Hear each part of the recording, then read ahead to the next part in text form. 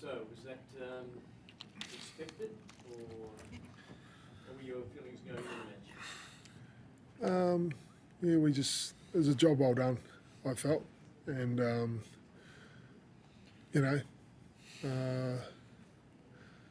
the Brumbies have been, all season they've been, the front runners, and respect to them. We respect to them coming up here. Good for them to travel up here for once, get to our plane ride India. But it was a good contest. It was quite tight there, which you expect from two good sides, and but there's a bit of pride growing in these lads around our stadium, our house, and go undefeated, 4 from 4, was a goal that we had. Aside from that, it was good to see some guys get some minutes. Haven't played for a while, and some guys are doing a really good job there, and get through uninjured, and then now it's all about next Saturday, So you're pleased about it. Good stuff. Take some stuff from it, stuff to improve, stuff to continue to do, whatever. But a sober sort of mindset of everything's about fizzing next Saturday, and there's another job to do. So all the changes that you made, none were for any injuries at all? It was good to get some guys some time. Smith brothers hadn't played for a while. Josh Nasser, I thought, did a good job there, having not played any club rugby at hooker or anything. But he's a guy who's been working since the Rugby Australia Super AU comp. In the pre-season he was throwing, and Hunter Basami, good to see him back. Moses hadn't played much footy. I thought he was really strong tonight. So it was some good things happening there, and that momentum that you hope to carry into finals footy. Is it going to be hard to back up after an effort like that against the Rebels next week? No, I think if we do our preparation right and we treat it with the respect it deserves as a playoff round, we'll get our bodies right in the next few days. We get a lot of energy and passion out of this Suncorp crowd, and so knowing that we're playing back here again next week was, they were phenomenal tonight. Get us through some dark patches when we're pretty buggered, and knowing that we can come out and play behind them again is really want to get up for. The last 2 visits to Canberra have been just, you could have won it, didn't quite. Do you feel now going into that, if you get through next week and go meet these guys again, do you think the momentum will have changed in any way because of tonight? We're not thinking about Canberra at all. We've got a grand final this weekend against the Rebels, and there's no point thinking about Canberra if we don't make it there. But the fact that you beat them, we were talking during the week about wanting to beat them because they beat them twice by those small sort of margins. Must be a good confidence boost if you do play in the final. Yeah, it's more so just nice to get momentum going into this weekend. We saw us play some pressure footy. We took the points a bit when on offer because we respect them massively as a team, and now you sort of have to keep that scoreboard pressure ticking over. It's more so just nice going into the Rebels this week, showing that our systems worked. We can put together a pretty solid 80-minute performance. Still not quite there. Things we let down a bit, but we're full steam thinking about the Rebels this weekend. So you gave away 3 driving more tries in Canberra, and I think you stopped 3 driving more tries here tonight, maybe more. But so you've clearly done a lot of work on that. There seems to be a lot more energy in going into that defence. We'll never ever stop working on our game.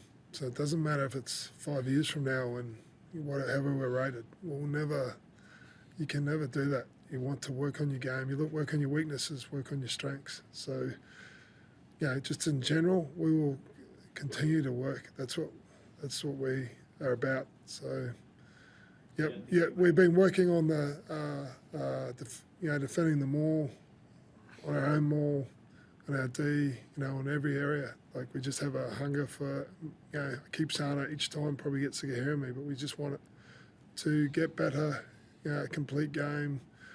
And, you know, the awesome thing about that is it never happens. So you just got this never-ending striving to just to pursue excellence, you know. So we're chipping away, you know, and you know, as Liam said, you know, as far as the Brumbies are concerned, like they're out of our mind. There's like 1 minute past the 80 minutes next week is blackness to me. There's the next 80 minutes and nothing else exists, and there is nothing beyond that. You know, we just want to. That's all we care about. And as you said, you know, it is a grand final because if you don't get the job done, you don't get the business done, you're not there. You're on a Monday hanging out together. You know. Did you actually get a chance to watch that game? Yeah, we had a look at some of it, and it was pretty nail-biting for both teams at the end. Really feel for the Force lads because they've given so much. This competition, we needed them in this competition. You know, they've been over, you know, this way because of the COVID issue. And they're good men, and the coaches are good guys. You guys will know them as well. You know, you've interviewed them, and you know, you take your hats off to them. So it would have been nice for them to get that result. On the other side of that, the Melbourne lads just kept believing in that. You know, they got, you know, that result for them. Probably the last mention would go out to, you know, Rob Penny and his men because, you know, they've brought a, you know, they did everything they could last week, and you know, it's a tough start to the Super Rugby in general back in February for them, and you know, they put some really good performances in this season, so there's some good things happening there as well. How many debutants have you had this year? I'd say there's a few. We got a stat man there. Yeah. So it just keeps on. I don't mean that to happen. That, you know, each year as we go forward, it should get less. It should get really hard to, you know, maybe squeeze one or two in each year or something. But yeah, as you know, we had some guys leave. We've had different things happen, and isn't it exciting about what's happening in Queensland with the, you know, with just, you know, the talent is there. You know, you just have to bring it through, believe in it, refine it, and get them to care about what rugby's about, which is, you know, playing for each other and representing your family and your fans and all that sort of stuff, and committing to a cause. So yeah. Everyone's in Canberra, they always ask Dan McKellar how difficult it is because he's got such depth in his squad and how difficult his selections must be. Is it getting that way for you? Yeah, it is getting harder, and I knew that. Early days, it was, you know, 2 years ago. Oh, everyone, here's a jersey, have a go. Try. How did I get one? What do you think? Big fella, could have been a chance, you know. Here's a jersey, you know. It had to get harder. The job had to get harder, and it is. You know, you look at Moses. We've been telling Mo each week for weeks. Earlier this year, no jersey this weekend. You know, no jersey. It's not easy. You know, it's tough because you got Scotty Marlua doing a great job. You got Tatey. You know, in the last few weeks telling Scotty, you know, there's, you know, no jersey this week. You know, so, but that's how it has to be. It has to be that way, and you know, it's